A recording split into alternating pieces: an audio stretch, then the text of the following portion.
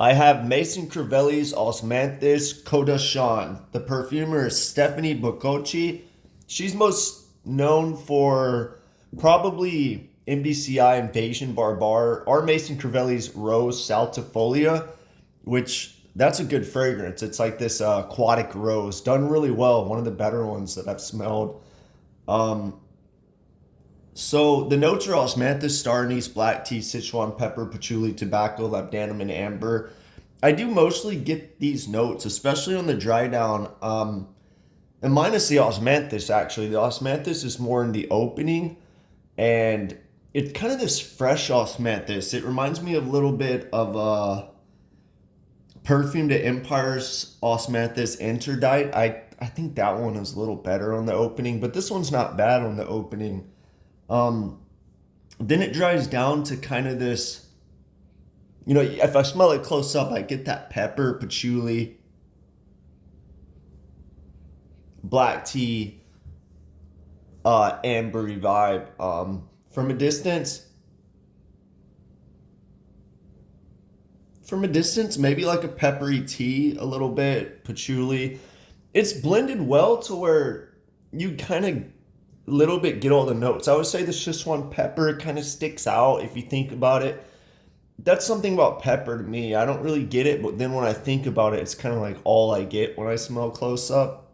Um, but yeah, the opening I get kind of an osmanthus orange, and the orange isn't listed in here. I've seen it compared to Les Indemodables osmanthus fragrance, and yeah, I kind of get that one. That one is more smooth, natural, full body, rounded.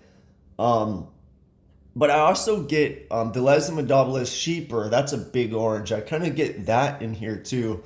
So I'm surprised orange isn't listed as a note.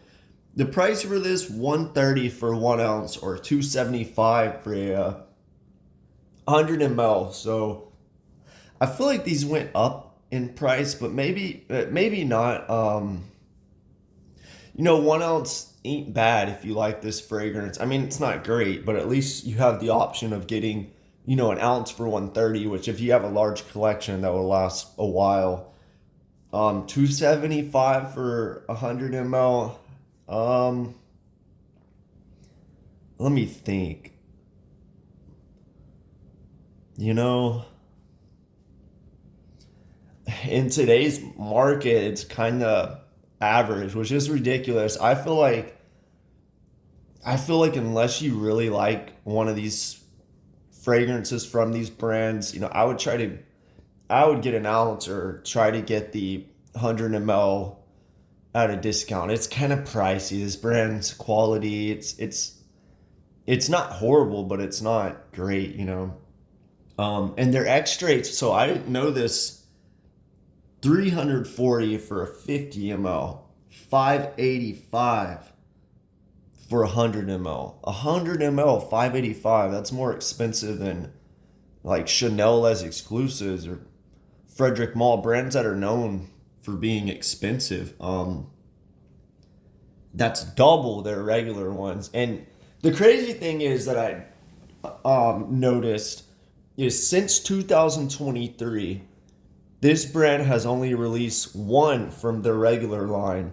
From their X-Straight line, the ones that go for 585 for 100 ml, they've released six fragrances. And I've heard from someone or heard from somewhere that they make more money from their X-Straights than their regular one.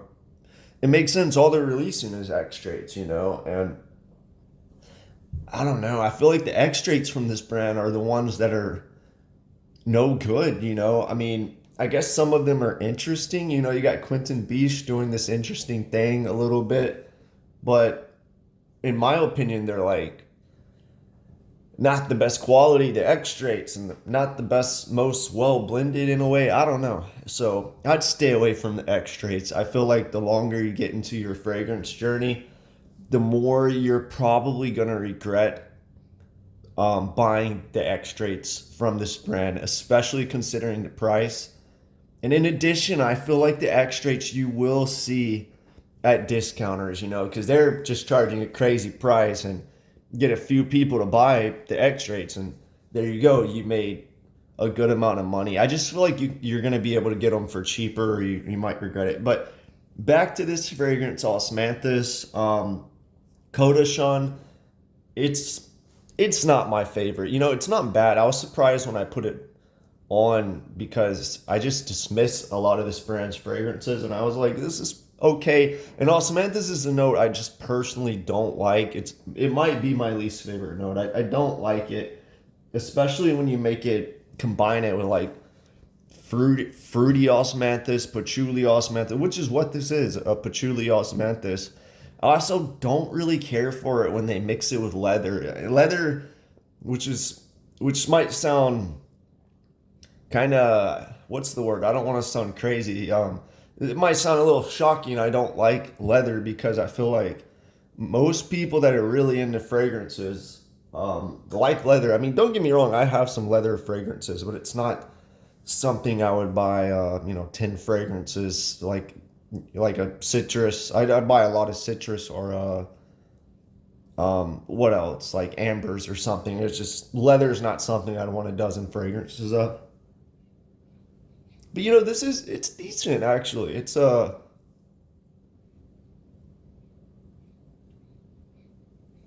like this peppery patchouli with slight nuances. What the notes are: tobacco, black tea, amber. They list labdanum as a note. It's already an accord in amber. I always wonder why they list that note, and the only reason I can think of is because it's a labdanum dominant amber fragrance. So if you like if you like labdanum amber, maybe you'll like this. I don't really get it as let me see. Let me see.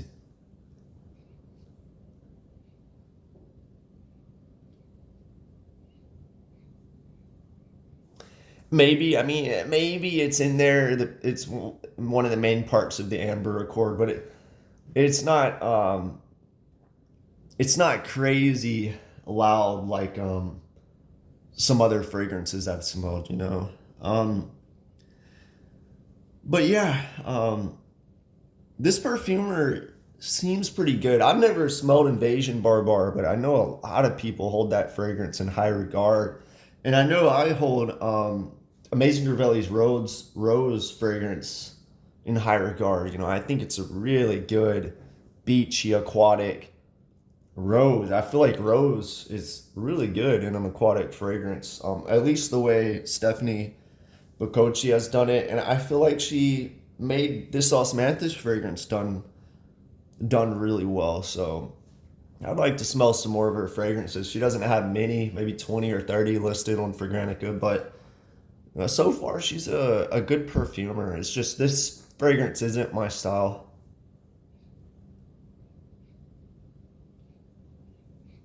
But yeah, it has this oranginess in the opening. It's fresh, a good vibe. It dries down.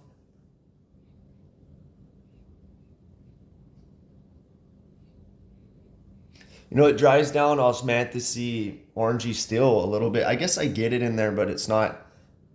It has this vibe, overall clean and fresh kind of, but when you think about it, you kind of get these other notes close up at least, but it's still there. It's blended good. If you like osmanthus, peppery patchouli, this smooth tea vibe, I think you would like this fragrance. Yeah, you kind of.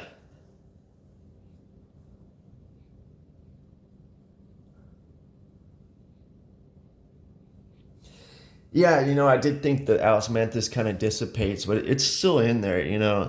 You have to like osmanthus, I think, to like this fragrance. For me personally, it's just not that interesting, and I don't really like osmanthus. Um, yeah, but if you smell this fragrance, let me know what you think. Mason Crivelli, it's kind of the whole brand overall for me.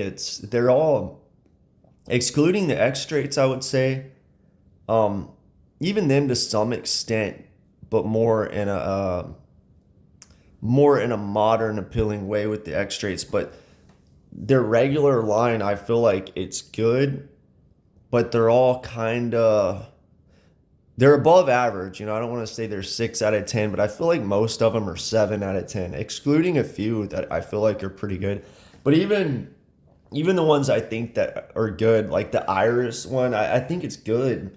It's a good fragrance. It's just for me, it's a little sweet. I think there's better irises out there that are cleaner, you know, more well put together. But the iris one's it's not bad. I just almost wouldn't put it as an iris fragrance. It's almost like a nice gourmand or something. The rose one's really good.